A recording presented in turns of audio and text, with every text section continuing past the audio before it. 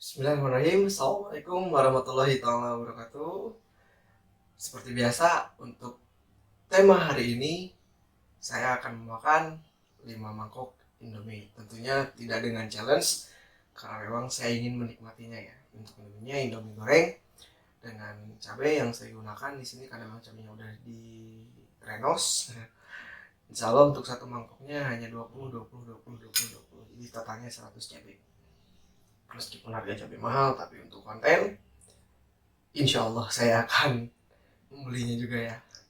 Kalau misalkan kalian suka, jangan lupa di like, di subscribe, di komen juga. Jangan lupa juga untuk mengaktifkan notifikasi loncengnya untuk memberitahukan update terbaru dari video saya. Sebelum makan, seperti biasa, doa dimulai. Doa selesai. Oke, dulu ya.